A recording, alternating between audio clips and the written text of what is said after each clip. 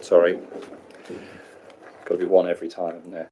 So good evening and welcome to Rushcliffe Borough Council's Growth and Development Scrutiny Group meeting. Just like to remind everybody that the meeting is being recorded and live streamed on the Council's YouTube channel, and in addition, under the Local Authorities Executive Arrangements, Meeting and Access to Information England Regulations 2012, other people may film, record, post on social media or blog from this meeting, and the use of any such images or sound recordings is not under the Council's control. May I remind councillors to please switch your microphones off when you're not speaking. Thank you very much. And this evening we have external speakers, Mr. Ben Ryder, who's the Economic Growth and Corporate Projects Officer for us now. And I'd just like to move to the first item on the agenda, which is apologies for absence. We've got apologies from Councillor Grocott, but Councillor Calvert is substituting. Councillor Rex Walker and Councillor Butler is substituting. Apologies from Councillor Della also, unfortunately no substitute there. And excuse me, Councillor Solomon has notified me a short while ago that she's running a bit late and will be here shortly. So she apologises for not being present at the start. Before we start into the full meeting, has anyone have any declarations of interest on any matters that we're discussing this evening?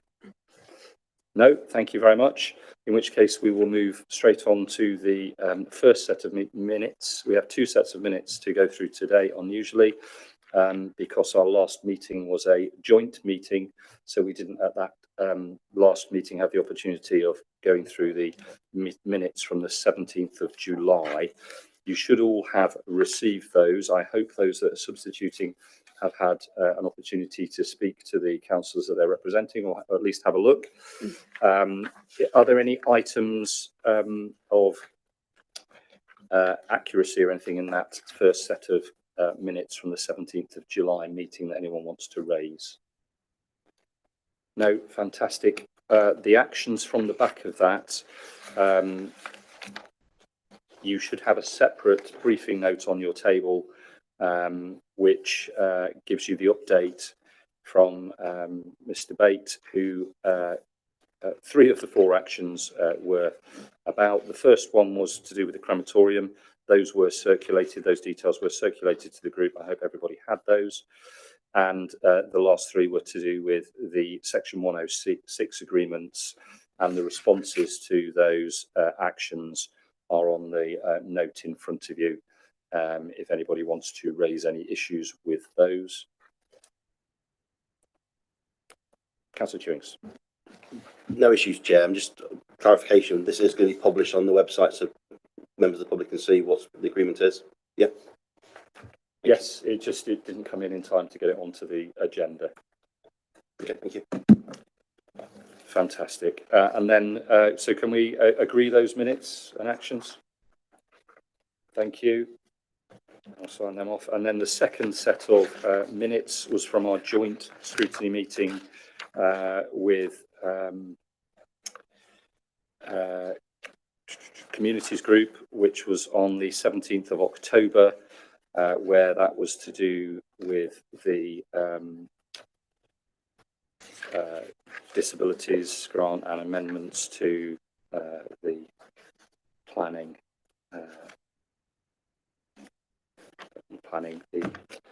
What am I thinking of? To do with the accessibility. So it was the accessible housing discussion that we had. Has anyone got any issues, matters arising from any of the minutes in question? No. And have we got some responses from those? I think those are on the minutes. The responses. Anyone have any issues with the responses from those? No, fantastic. I'll mark them off as accurate. Can we all agree those minutes? Thank you. That brings us then into the item on the first and only item on our agenda this evening, which is the health of our towns and village centres, and that report is going to be presented by Catherine Evans, our Service Manager for Economic Growth, along with Mr. Ryder, I believe, who's starting us off. So I will run through the presentation, and then if Ben's got anything to add, he can do, or if there's any questions, he might be able to respond better than me. But so obviously we've shared the report, and I hope you've all had a chance to have a look at that. But I've got just a few slides to run through with you, and then obviously we'll go into any questions that you might have. So first off, my apologies. We missed including the scrutiny matrix in the agenda pack. So I have included on this first slide the key lines of inquiry that were included in that scrutiny matrix that Councillor Williams submitted to us. So there was wanting to understand the outcome of the retail reviews that we commissioned, what the recommendations coming out of those, are there uses on the high street that are missing, and Councillor Williams was particularly interested in banking hubs linked to that, but kind of more generally what's missing on our high streets, if anything. Is there any best practice from other areas that we can learn from? And then, as you will have all seen, we've now got our economic growth strategy, which was agreed by Cabinet in October. So kind of the actions that are coming out of that and the areas of focus linked to our town centres. So I think what we wanted to do before getting into kind of what's included in the report was just sort of make the point really that this isn't something that we're starting from scratch. There's a lot of work that the team have already been doing to support our town centres. So this is just a snapshot of some of that activity, just so you can understand kind of some of the stuff that we have been doing previously. So we've done quite a lot of high street business support during COVID-19 and now using our UK Shared Prosperity funding. So there's hopefully you've seen some press releases and various things on the website about the accelerator programme that's been delivered by East Midlands Chamber. So they provide one-to-one business support. There's webinars that businesses can attend. They can be put in touch with kind of consultants on particular areas that will give them specialist advice. And they'll carry out energy audits of business premises. So to date, they have supported 56 high street businesses across the borough. And then we've given out, using UK Shared Prosperity Fund again, 54 grants to high street businesses, so they could apply for up to £5,000, which was match funded. So we would contribute 70% and then 30% of the total cost. To do things like shopfront improvements, do digital programs, so if they wanted to improve their website or social media presence, and some low carbon and accessibility projects as well. So over the last 2 years, we've awarded £175,000. We've delivered an enhanced events programme across the borough. So in West Bridgeford, there's been various events happening, and UKSPF has helped enhance some of those. And we also gave some UK Shared Prosperity funding to our 6 larger parishes for them to deliver some enhanced events over the last year as well. We've got the West Bridgeford Way initiative, which is a kind of place marketing initiative, obviously focused on West Bridgeford, as the name suggests, which is a website, social media. It's all about what's on in West Bridgeford. We promote local businesses, what they're doing, and, you know, we try and engage businesses through that platform as well. And we have Ben organises kind of regular meetings with the businesses in Bridgeford to talk about kind of what's coming up, what events are happening and things. So that's proved to be successful. We hosted a best practice sharing session with members of Ruddington Village Centre Partnership. So some of you may be familiar with the market that they run, which is incredibly successful, but they do a lot of work in Ruddington, and we wanted to share some of that experience that they've had with other town centres. So we invited some of the local businesses from other town centres to come and hear from them and their experience and what they've been doing. In other areas, we've tried to establish some high street groups and meetings. So some of you will be familiar with Rushcliffe Business Partnership, which is really active business networking. So they meet twice a month, but we struggle to engage with high street businesses in that forum. It tends to be businesses that operate in a business to business environment rather than business to customer. So we wanted to set up some high street groups. That's kind of had mixed success, but something that as an outcome of the economic growth strategy we want to try and revive again in some way, and I can talk a little bit more about that. We've done some public realm improvements around Gordon Square in West Bridgeford, Radcliffe-on-Trent and Bingham. We've provided funding and support to Ruddington Village Centre Partnership for the operation of their market, and similarly we've done the same in Eastleigh for the operation of their market. So again, that's just a snapshot of different things that the team have been delivering to support town centres over the last few years. So moving into the retail reviews. So these were commissioned, again, we use UK Shared Prosperity funding to get a we'd done retail reviews in 2015, and we thought we needed a kind of more up-to-date picture of what was happening on our high street. So we commissioned this work, and Save the High Street did it for us. So as you'll see, it's kind of, and this is a problem, I guess, with this sort of work, it's kind of already out of date. So the data is related to April 2023. And I think particularly when you look at somewhere like West Bridgford and the vacant units, that isn't the case anymore. The point that they did this work, it was particularly bad in West Bridgford, but that's not the situation at the moment. And we are looking at refreshing this data, but obviously that can be quite expensive. But that is something that we're looking at. The footfall is taken between April 2022 and April 2023, so that's kind of the average per month across that period. And again, we're looking at refreshing that. So I think hopefully what you'll see overall is quite a positive picture with kind of low vacancy rates and a high proportion of independents, which is really good. Vulnerability is low to moderate in all town centres, excluding West Bridgford, where it's moderate to high. So when the Save the High Street talk about vulnerability, what they're really focusing on is when you think about the evolution of the high street and moving away from kind of product-based retail to kind of more experiences and stuff. So those high streets where they might have more kind of traditional retail, and perhaps they're more vulnerable to changes in the high street. So that's kind of how they've done that, how they've measured that. And then in all of our centres is a higher than national average service businesses. So things like hairdressers, dry cleaners, estate agents, vets, those kinds of things. But I think, in terms of footfall, clearly there's quite a significant difference across our town centres when you look at somewhere like Keyworth compared to West Bridgford. But I guess with Keyworth, it's a split centre, which might play into that difference and why it's so much lower. But also it's something to take into account when we're thinking about areas that perhaps we can focus our attention on and maybe need some of our support. But as you would all know, they are very different sized town centres. So that will also be a factor there with that. Now, I'll heavily caveat this slide. So this is what came out from the Save the High Street's work on what they consider to be an undersupply of these users in different town centres. So they do this by comparing the kind of average composition of the 7 centres across Rushcliffe. And so where somewhere might have less of something than the average across the other areas, they also do that compared to the UK average. So again, where some of our town centres have less than the average of a particular use. And then they compare that with the kind of demographics in the local area. So what might you expect the local catchment to want to see in their town centres?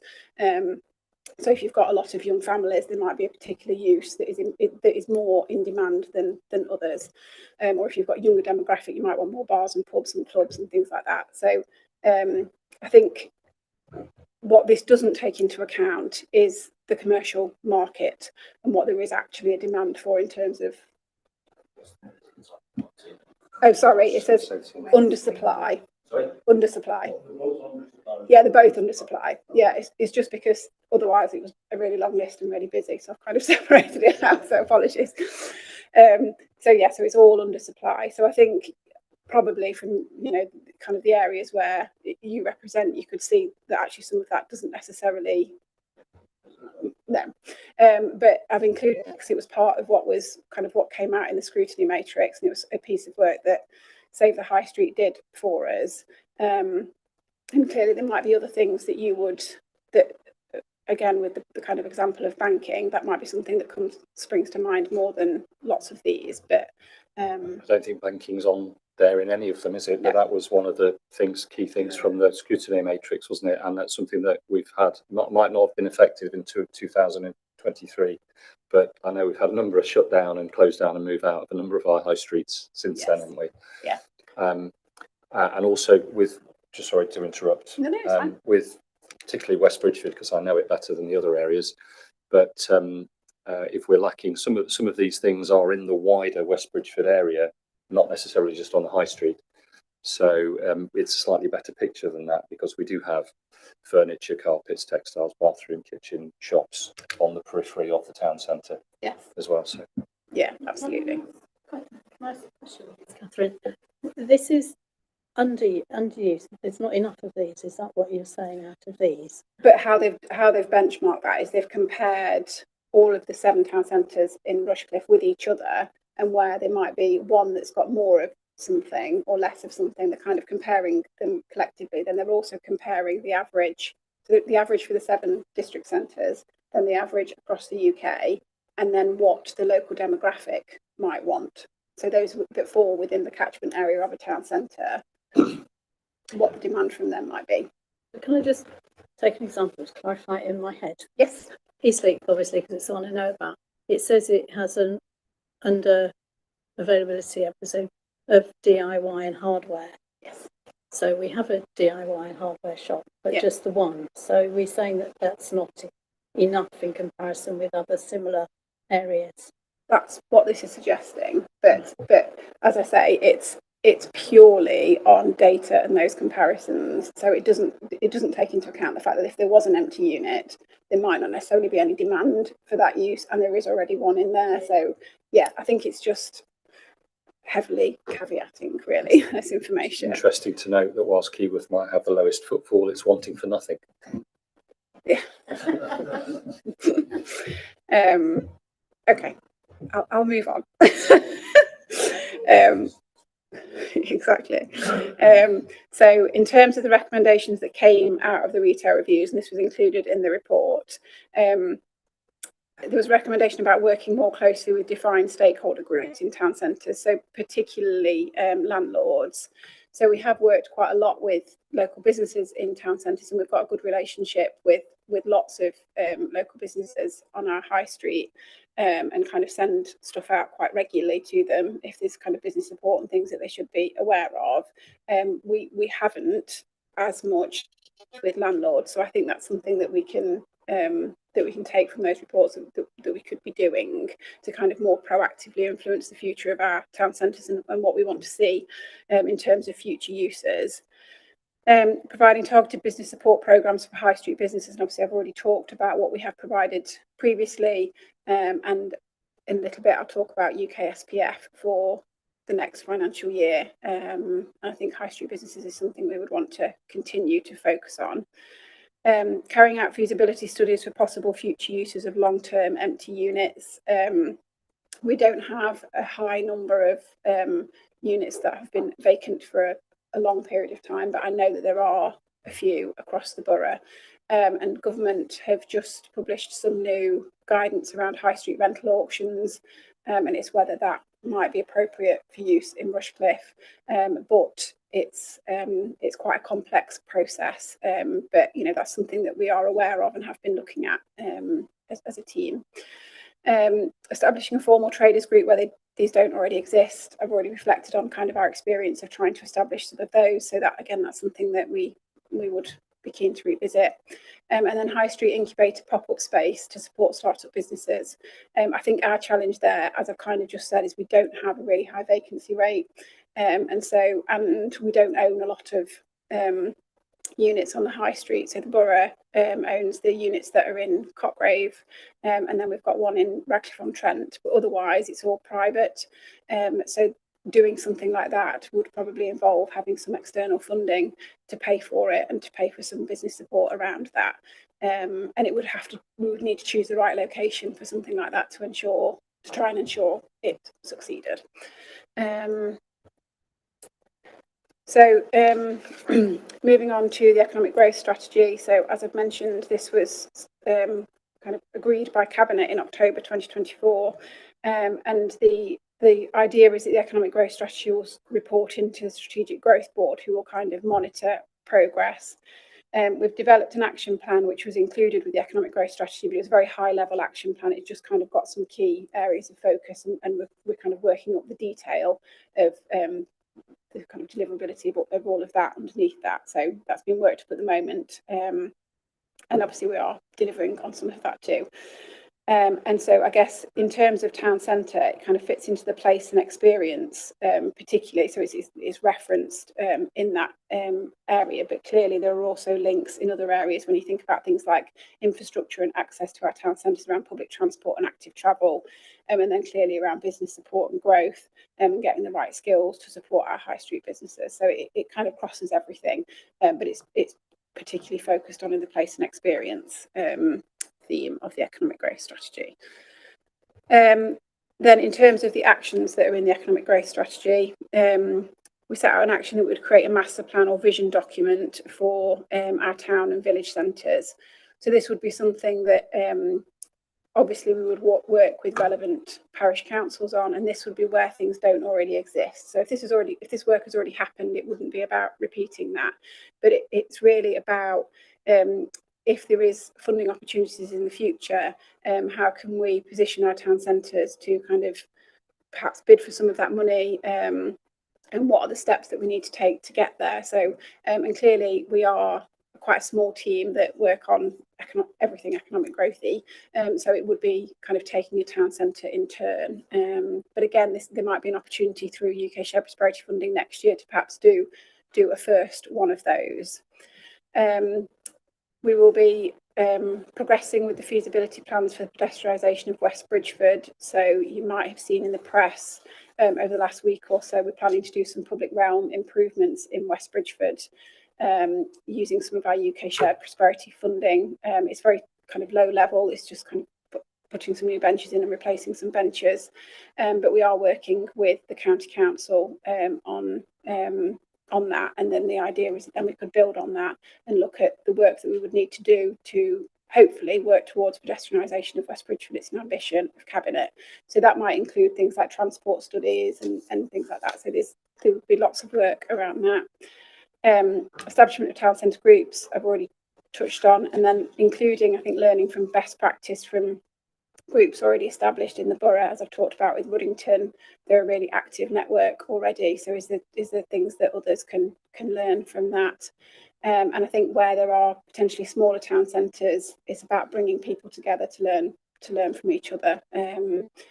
Establishment of landlord forums, I've mentioned because it came out of the retail reviews, and then I think a linked area of work is around the visitor economy and tourism, because clearly our town centres are an attraction for visitors. So that's something that I think it was important to highlight here as well. So we're keen to set up a meeting or workshop or networking or something with our visitor economy businesses, which would obviously include those in the hospitality sector. And one of the areas that we have been thinking about focusing on or have been focusing on is around accessibility of some of our town centres and those businesses that operate within them. Communicating more clearly what is available for people so that they can make an informed decision when they are visiting a place is something we want to do, and training for businesses around accessibility for disabled users and things too. And then tourism brochures or website or social media to help promote the offer in our town and village centres. So a little bit like the West Bridgeford Way, we've got a What's On in Rushcliffe social media page. So can we make more use of that as kind of a visitor economy thing? So promote what events are happening, promote our local businesses, do some more on that, and the role of our town and village centres in that. And clearly, as well as kind of delivering on some of these actions, the team and I need to respond to emerging challenges like the closure of banks across the borough. We've already touched on that. So you will have seen that NatWest in West Bridgeford announced that they're closing. And I know that's happened across the borough. So we've reached out to NatWest, that they already come to Bingham Market and have their mobile bank van. So we've reached out to see if that might be of interest in West Bridgeford. There's also a Barclays going to the library. So I think it's about just thinking about the spaces that perhaps we have or town councils might have in towns and villages, and if there are opportunities to work with the various banks in providing something in our town centres and high street. So we're keen to kind of focus on that and do that a bit more. We did contact the organisation who are doing the banking hubs that are being set up across the country. I think the feedback that we got was a lot of our town centres are too small for them to consider doing something. So we're kind of going back to them to see if we said, well, if we were talking about Bingham, Radcliffe and Trent and Cotgrave, for example, and something in that area to serve those, might that be something that we can do? But yeah, they're looking for a larger footfall, I think, was the or a larger catchment area.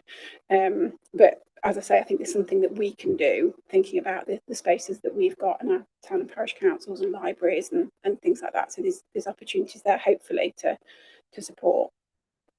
And I think the team and I are also looking at best practice. So we have regular meetings with the other Nottinghamshire districts and boroughs about what people are doing and what everyone's working on, and is there something that others are doing that we could be doing. As I'm sure you'll appreciate, a lot of the neighbours have had levelling up funding or stronger towns funding, so they've got much bigger budgets to play with here. So a lot of our role really is kind of about facilitating and bringing people together and trying to do some of that visioning and planning and seeing where there might be opportunities in the future, whereas they're kind of dealing with millions of pounds and big pots of money, which must be a nice problem to have. There's also things like the Association of Town Centre Managers, Institute of Place Management, case studies from High Street Task Force. So there's various kind of forums and things that we engage with to try and ensure that we keep learning and understanding what's happening across the country. And then finally, UK SPF is, so you hopefully will all be aware that we've had UK Shared Prosperity funding over the last 3 years. We were allocated about £3 million of UK SPF and rural England prosperity funding. And we're coming to the end of that. It ends at the end of March this year. So because we've now got the combined authority, that funding has been allocated to them rather than coming to the districts and boroughs. So the East Midlands Combined Authority have been allocated just over £25 million. You can see the number up there. And at their board meeting on the 10th of February, they will decide any allocations to local authorities. So they have given an indication that we will be getting something. And if we work on the assumption that we would get about 60%, because the 25 million is about 60% of what we had across the East Midlands area previously, then the allocation for us would be around 980,000 for next financial year. So again, the team and I have been kind of putting a bit of a, so the government have produced some new guidance around UK Shared Prosperity funding, which is simplified from previous versions. It kind of cuts down the number of interventions. So you might recall that I think we had about 50 interventions that projects could slot into previously that could allocate funding, whereas now it's down to more like 20. So we are kind of trying to match different projects to this new guidance that we've had from government, and then we're waiting for further detail about the outputs and outcomes that will be required from that. But so assuming that we get an allocation on the 10th of February, the intention is we will take a report to Cabinet in March to sign off what is proposed in terms of projects that we could support for 25-26, as well as kind of reflecting on our experience over the last 3 years and what's been delivered across the borough. Provide overview of O&O is outputs and outcomes. Apologies, that's not very clear. And I think, I guess something else to bear in mind is clearly with UK Shared Prosperity funding, there will be an impact on, it's very positive if we did get some, but there would be an impact on the capacity in the team, because that would be something that they would need to support the delivery of. So as much as possible, we would align what's identified in the economic growth strategy with the UK Shared Prosperity funding in terms of the business and kind of people and skills side of things. Clearly, there is also then communities in place, which is one of the other priorities of UK Shared Prosperity Fund, which is slightly outside of this, but does link to economic growth, because it's all about place shaping and things. But so yeah, that was it from me. Brilliant. Mr. Ryder, do you have anything you want to add? No, brilliant, thank you. Over to the councillors then for any questions. I've got a few, but I'll leave them to let other people come in first. Start with Councillor Butler. Thank you. On the EMCA, the UK SPF funding from EMCA. Apologies if you've said this, I might have missed it. But do we in effect bid into them, or are they just deciding themselves how much they they think that we will get, and if that's, and then once we know that, we then start deciding how we want to allocate that ourselves. So there's no commitment either way, really, I would say, but the indication is that we would get allocated something rather than any kind of bidding process. Yes. Councillor Calvert. Thank you, Chair. Yeah, I just wanted to go through some elements of the report itself. So if you sort of follow the order that the report is written, probably might be the best way of doing it. Okay.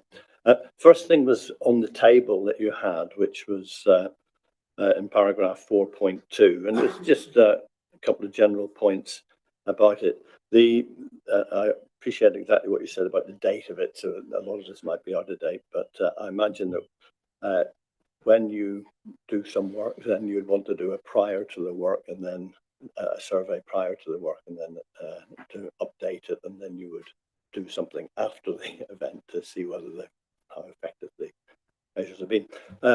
On the independence, Bridgeford's got a low figure there, and would it be fair to assume that the larger the town, compared with some of the smaller towns here, the more likely you're going to have national or regional units which wouldn't necessarily be independent? So that's presumably the explanation why West Bridgeford's low. Yeah, I would presume the same thing, because the nationals will be attracted to the wider audience and catchment area that West Bridgeford has, and clearly there will be a higher price to pay for being in West Bridgeford than there might be in some of the town centres that might make it unaffordable for some of the independents. Moving then to paragraph 4.8. This is all, having not really studied this subject too much, being a substitute here, but I did have a look at the economic growth strategy. So I've got a few questions about how this economic growth strategy relates to this paper here. The first thing I want to comment on is the public realm improvements in central in West Bridgeford. The details of these improvements only became public, as you said, in the last week or so. And as a councillor, I read about it in West Bridgeford Wire, which to me it didn't feel the best way of being informed about it. And I'm not aware of any consultation that's taken place. So I would be interested to know why that was the case. Then looking at paragraph 4.8 in the report, we get down to the business of pedestrianisation. In the economic growth strategy, there's no reference at all to pedestrianisation. And to be honest, pedestrianisation of West Bridgeford is red rag to a bull to so many people. It's one of these things where people within West Bridgeford, and even beyond, who depend on bus services to get into West Bridgeford, they're very fearful of pedestrianisation. So there is a real problem with progressing. When you get to paragraph 4.10, it's not just as in 4.8, you talk about public realm improvements may work towards the opportunity for pedestrianisation. Then it gets worse at 4.10. It says that over the next 12 months, it's intended that the economic growth team focus on the following areas to support our town and village centres. And the second bullet point says progressing the pedestrianisation of West Bridgeford following the public realm work completed using the certain funding.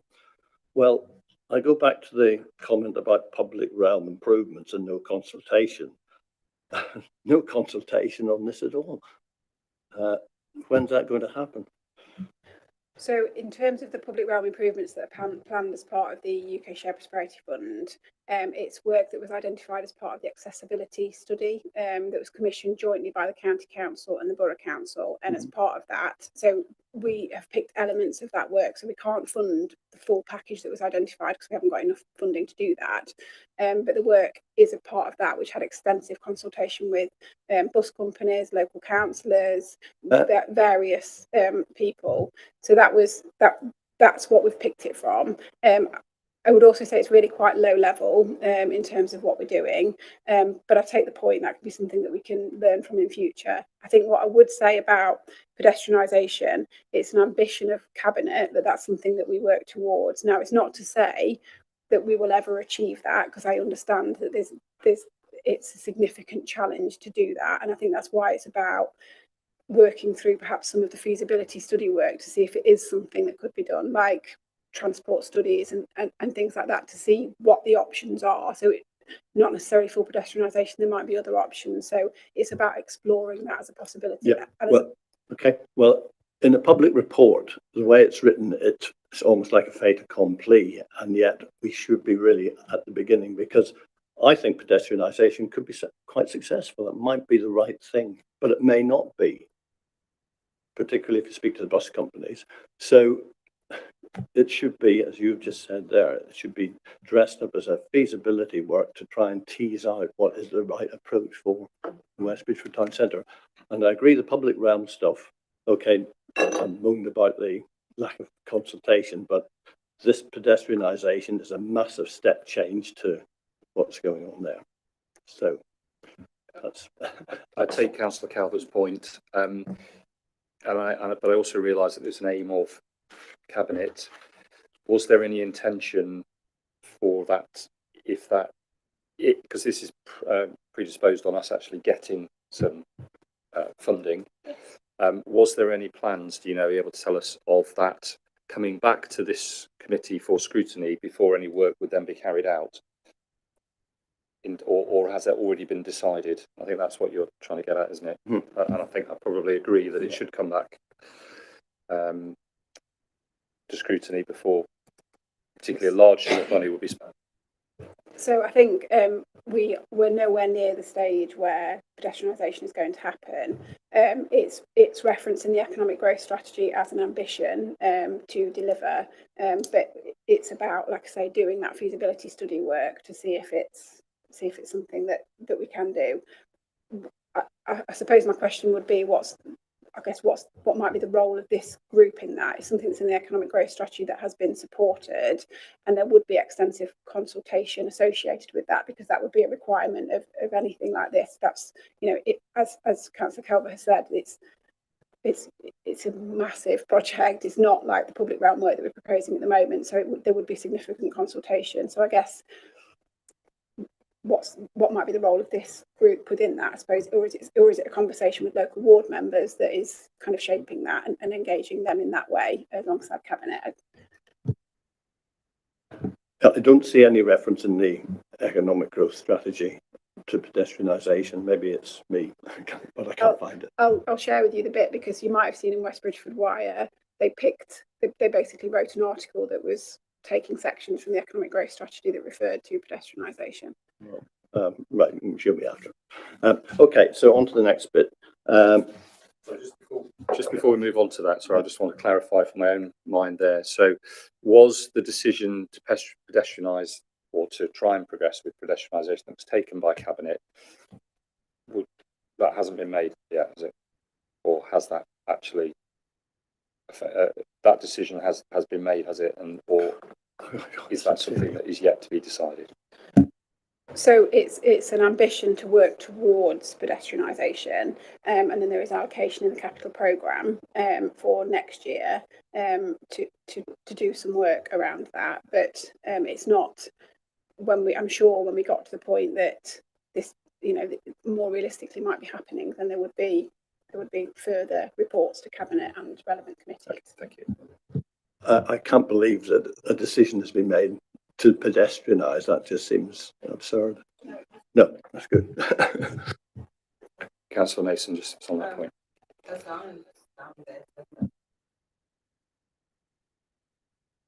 As I understand it, over the past few years, there has been talk of it before, especially with County Council, I believe, who were looking at how it could be done.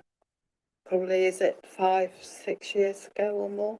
Something like that. I remember it anyway. Kay Cutts was there, and it was discussed and looked at. But the thing is with consultation that I've found is you can't consult if you haven't got anything to consult about. You've got to do the work which is going to be done, and then you can look at what you are going to consult on. And that's my feeling is that's where we are. You can't consult on something that's not been gone through. So What we're putting you're the cart doing before now. the horse is what you're saying at the moment. Yes. Yeah, so. Yes. I mean, I've sat on the West Bridgeford Strategic Board, which I think was set up. I know that was the former leader, Councillor Robinson, chaired it, and that's going back, yes, over 10 years ago. And I know they went through a whole series of appointing ambassadors for West Bridgeford, all the rest of it. And I don't think we've moved on an iota since all that. So we're really back to square one. Did you have some further points on that before I bring Councillor Chewings in? Yeah.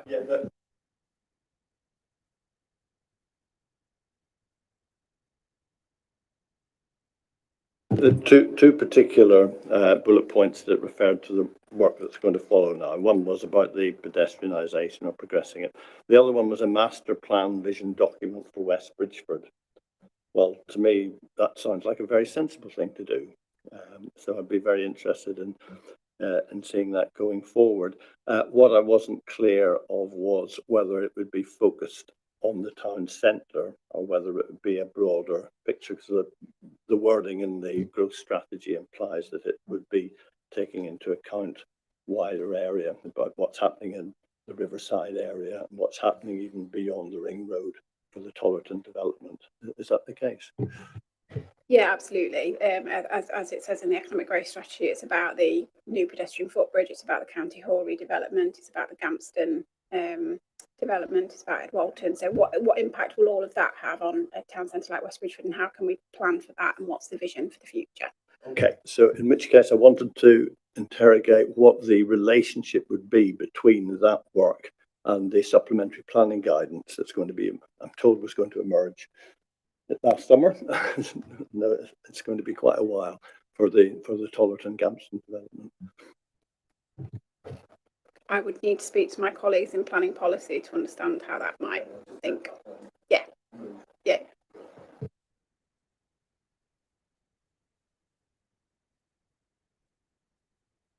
Going back to the economic growth strategy, and this is a great concern to me. In the Ambition 1, which is the more general thing about growth rather than town centres, there is a set of bullet points about who is consulted on these developments, and we have examples of engaging with neighbouring local authorities, engaging with national bodies, regional bodies, engaging with our parish councils, and I assume that means town councils as well, to understand local priorities and support where possible. I and other councillors have great concerns about the lack of representation for West Bridgeford councillors, bearing in mind that there isn't a parish council and there isn't a town council, and we would want to move quickly and encourage the borough to have a community governance review to set up a town council for West Bridgeford. So I would like to see that move forward. Thank you. I'm not sure that's within our gift to set up at this point for this committee. The point is taken. I'm not sure that's within my gift or this committee's gift to do. Thank you, Councillor Chewings. Thank you, Chair. Got a few points. First of all, thank you for the report. Very useful to see. So looking at my own ward of Cockgrave and seeing the footfall of 213,000, which is actually higher than I thought it would be. So really pleased to see that. So thank you very much. So can we just bring the first slide up, with regards to the matrix? That's okay. Just a bit of a query around that. It was Councillor Williams that put forward, wasn't it, for the scrutiny matrix?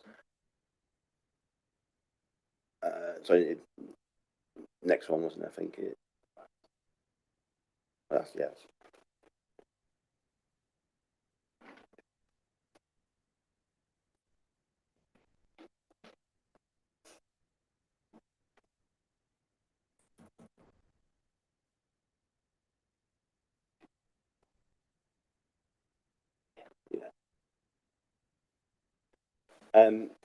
So obviously that was the scrutiny matrix. Obviously around banking was a significant part about what's missing from those areas, and obviously this report and today's meeting is around that matrix. So I know you spoke about banking in today's meeting, Gaff, but when I look in the report, I found nothing about assessments on banking for the communities. And did a quick word search through the PDF and found 2 mentions of the word bank. One being Scotland Bank, which is a location in Cotgrave, and then Dave Banks from the minutes from the previous meeting. But there is no mention at all in this document of banks. And I think for me, we missed a bit of an opportunity, and I think we need to look at that. And certainly from our perspective in Cotgrave, we haven't had a bank in Cotgrave for over 20 odd years. The TSB left after the pit closed. I heard obviously what you're saying with regards to the NatWest putting in the mobile bank into the marketplace at Bingham, and I'd certainly welcome if we could look at potentially other areas, including Cotgrave, which has gone for such a long time, and explore those areas. So just an observation on that. Just quickly going through the document, obviously we've got our recommendations, and I know, and just want some clarity really. 4.4, the retail review recommends some actions that the council could take to support the town and village centres. This includes, it details what it could include.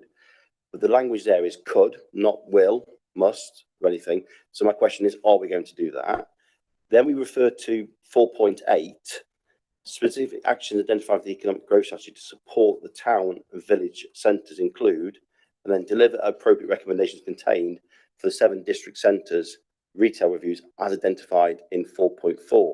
So my first question is, are we going to be doing those points?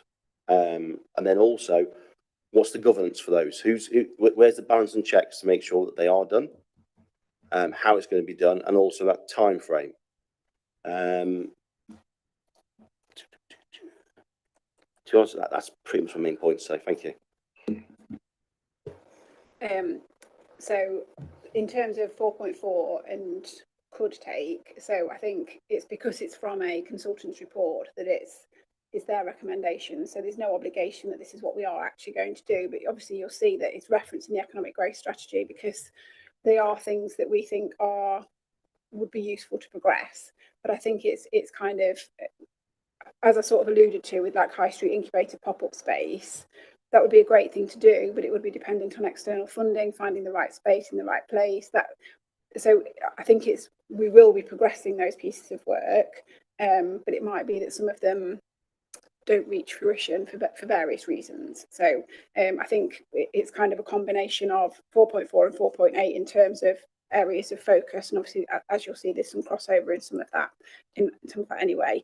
The intention is that the economic growth strategy will report into our strategic growth board that is set up, and some councillors who are normally on this committee attend that as well. So that's where we'll be kind of taking updates, and we've thought about whether we have some performance indicators linked to the economic growth strategy, and one of the things that we're thinking about is having a kind of dashboard that we can share with members, perhaps on a 6-monthly basis, that will have some key stats around the economy on it, so you can see, because I think obviously there are a lot of factors that influence our economy, not just quite a small role that we will play in that, but actually if we've got that kind of performance dashboard, you'll be able to see some of those key stats, which I think will hopefully be quite useful.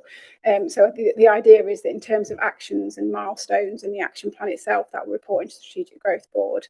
But I think obviously this is one aspect of the economic growth strategy, and if there was interest, it could be we pick one of the other themes within the economic growth strategy that comes to this group, and again we can have a conversation about that if that's a future scrutiny item here as well. So I think there's lots of opportunity. It's very early days for members to comment and things. Quickly come back on that. So thank you for that, because that does answer a few of those questions in relation to those fears.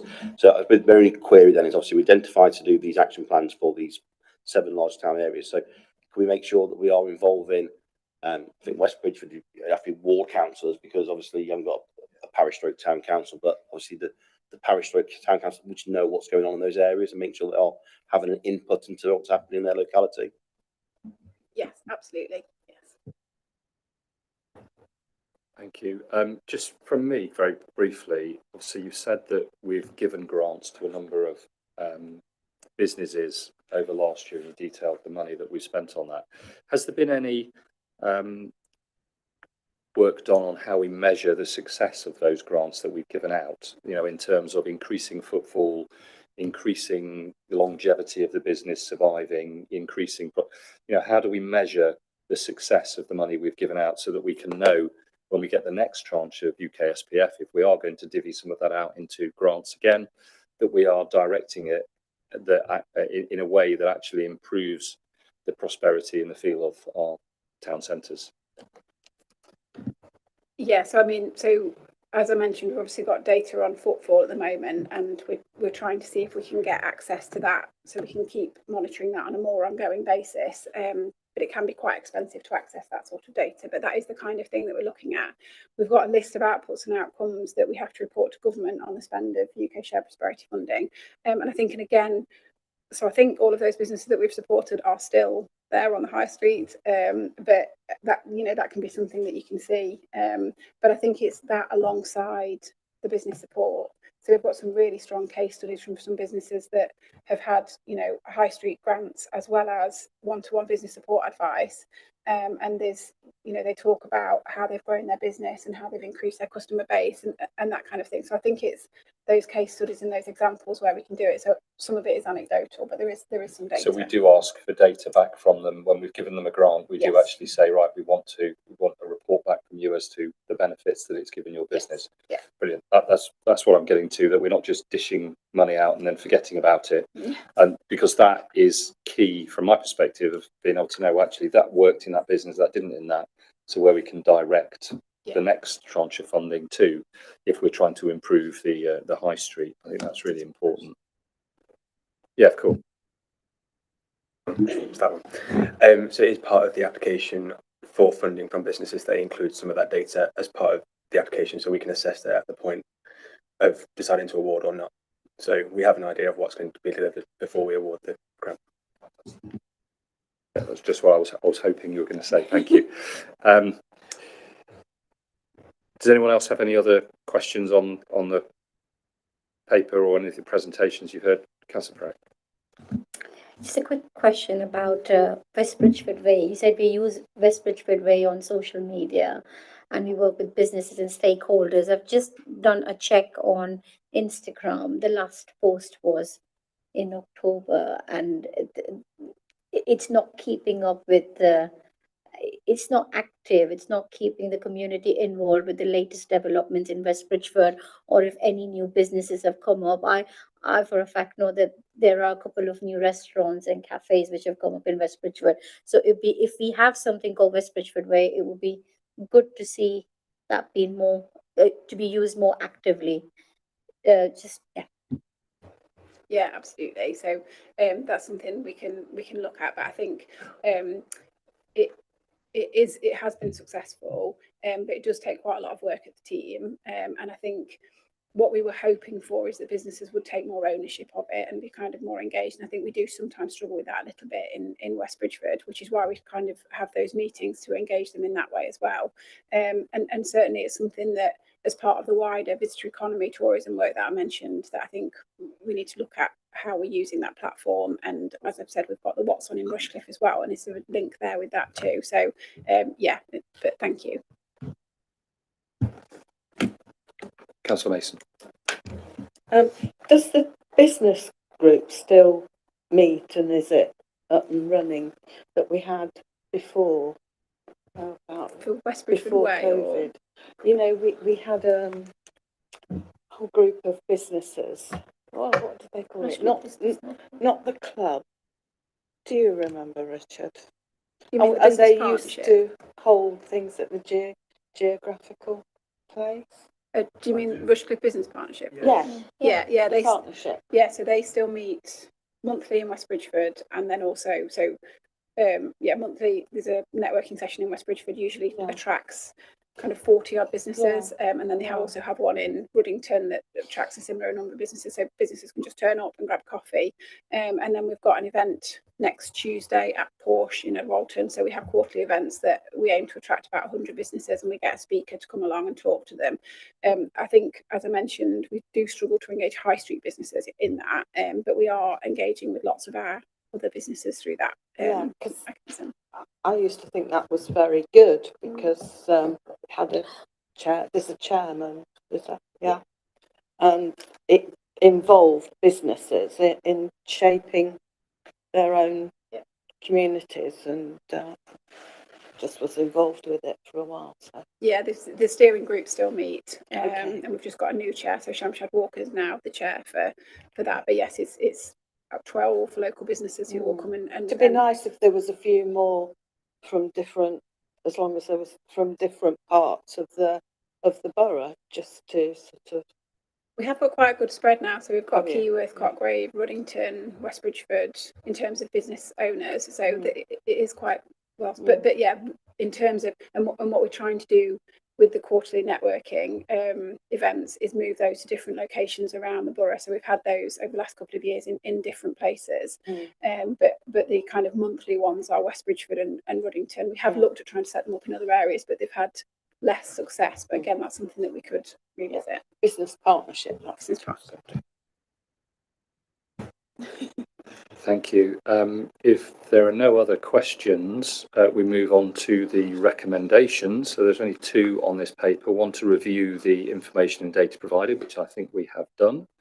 And the second is to consider the identified priorities and initial actions from the economic growth strategy, which we've made quite a lot of mention of, and propose any additional areas of work. And I know we've had a few suggestions of things we'd like to sort of see and do. Has anyone got any specific areas of work that they would like to be considered on that? Just looking at the actual wording of the recommendation. Councillor Calvert first, then Councillor Way. Just only the suggestions that came when I was speaking last time, particularly about feasibility work on improvements to West Bridgeford Central Avenue, as opposed to pedestrian. I think that's been noted. Yeah, I think thank you, Councillor Way. Thank you. I'd quite like to see. I know it's a lot of work, but see these figures updated, because 2 years is a huge amount of time in terms of economic changes and so on recently. Coming from a neighbourhood that's likely to see some considerable upheaval in their village centre in the coming months.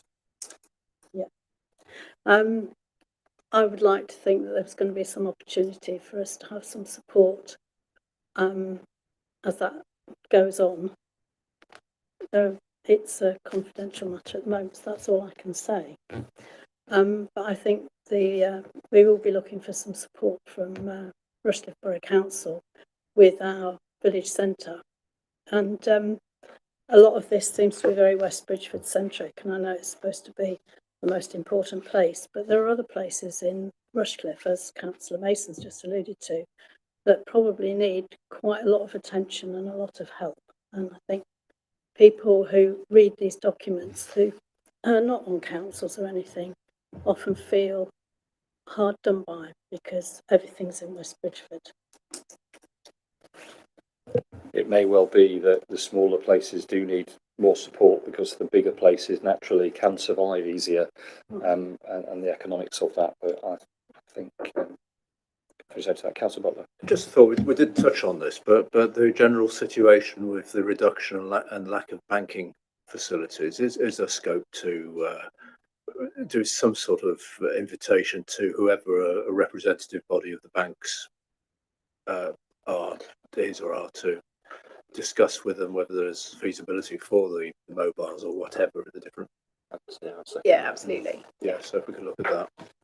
So if we could have that as a separate or an additional action on there, along with the, I suppose, reporting back. A lot of this is is putting the cart before the horse, because we don't know what funding we're going to get, and therefore that would dictate what work and feasibility studies can be done. Prior to that, Councillor Solomon. Thank you. Just picking up on the point about banking, actually, I am hearing a lot of concern that yet another bank is going. And I've actually used the facility where Barclays come into the library. I'm a bit unsure about what the difference is between the Barclays setup, they come in twice a week for a couple of hours, versus a banking hub. You're suggesting it's mobile and they need a wider area to do that. So could NatWest or whoever just do 2-hour slots in that same room after Barclays to follow on? Because I would assume from their point of view, the cost to do that is much less. It's one person in a room for 2 hours twice a week versus a van with all that cost and overhead. And the other thing I would flag up is a mobile banking hub or banking facility supposed to be just drop in and turn up? Because I think there's genuinely a bit of confusion about that, because certainly the Barclays one is advertised drop in, but if you go to drop in, you're told you have to have an appointment. And yeah, and trying to find banking information on what you should do where and how online is a bit of a circuitous route. You find it, you can miss it, it's there 1 week, it's gone the next. So a bit of consistency about that, where genuinely people can go, I need to pop over to the bank, and they can genuinely be seen like that. But if another bank is doing that, why can't they all do that? Why can't they all have a 2-hour slot in one day and we've got banking day in West Bridgford or banking day somewhere else? Yeah, thanks. So I think the banking hub concept is something that the government were behind, and they were looking for locations across the UK where they could set up. I think exactly as you've described, that you would have a place that different banks could access at different times of the week, and it would be a shared space on a high street.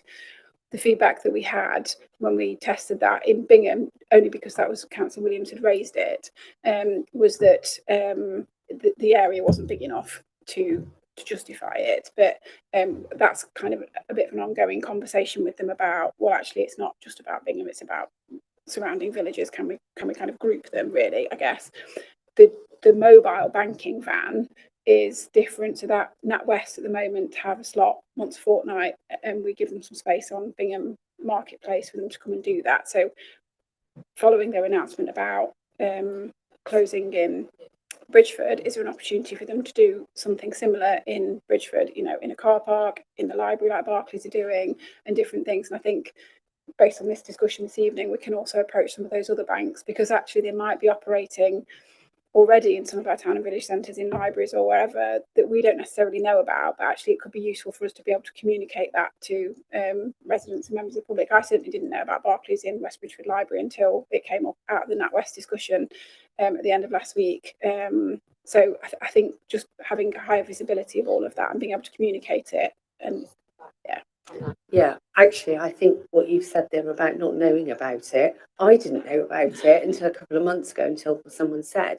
So people have a perception that they're losing all access to their banks. They can, post offices still are very good and they can do a certain amount, but sometimes you just have to go in. But I think we've identified there's an issue there, that all these facilities, this access isn't just disappearing.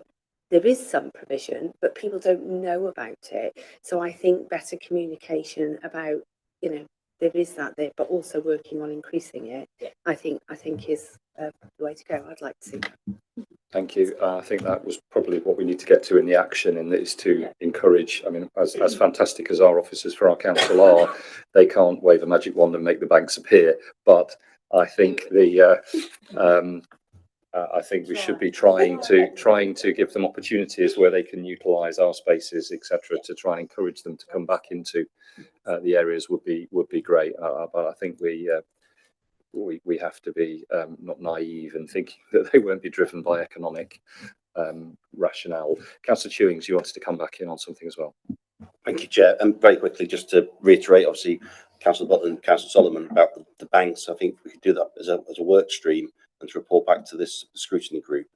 I think looking at what facilities are already currently available, because I know that Cobham hasn't got a bank, but I'm not sure about Keyworth or Bradford's not my area. So I think we could map out and say what's actually available in each key settlement, approach the banks, and also look what we can do to encourage, and then also come back to what Councillor London said, advertising those facilities. So we make sure we put our obviously Rushcliffe reports goes out, we have our magazines that go out, we could advertise these facilities in those to make the community aware. So it could be quite a bit of promising work there, to be fair. I think that's what we mean by if we have identified that as an additional area of work to be considered within the economic growth strategy to try and encourage or work towards encouraging the appetite, banking to come back into our town centres in whatever way, shape or form we can, and to advertise that through our own channels to the public that we represent. Councillor Solomon. Yeah, I've just suddenly remembered. I think there's another threat to banking services. I mentioned post offices. I'm sure I read a report that the post office is looking at closing a significant number of their own held post offices, their own ones run. And I know in Radcliffe particularly, I think the only bank there, well, there isn't one, it's the post office. So there's a real threat there that if that's a post office owned or rented out facility right in the centre and that goes, Radcliffe is left without absolutely anything. So I think that's quite serious, actually. Yeah, so just flagging that up as an action when we get to, yeah, thank you. I think that will be encapsulated by us having that as an additional area of work on the economic growth strategy to try and encourage that. I think Catherine's highlighted it quite a bit in her report anyway, so I think that's not lost on anyone. Brilliant. Thank you very much. The only other thing on the agenda is the work stream. Have I got this wrong on my copy here? Because it says we have the below items listed in the table, and then there's nothing in the table on my copy. I know we've got some stuff to come back in. I got a Duff copy. It does say table below, but I think it's just that's the only thing that's in there. Is Okay, so open spaces. Management of open spaces is coming back in the next meeting in March. Just please encourage councillors, if they do have any scrutiny matrices they want to submit that would fit within our remit, to please consider and submit those so that we can put them on the work programme for future slots. Obviously, this is an area that may well come back at some point in the future, depending on allocations of funding and how the work stream progresses. So, anything else that you want to raise on the work stream? No, brilliant. So the next meeting is going to be on the 26th of March, and thank you very much. That brings the meeting to a close.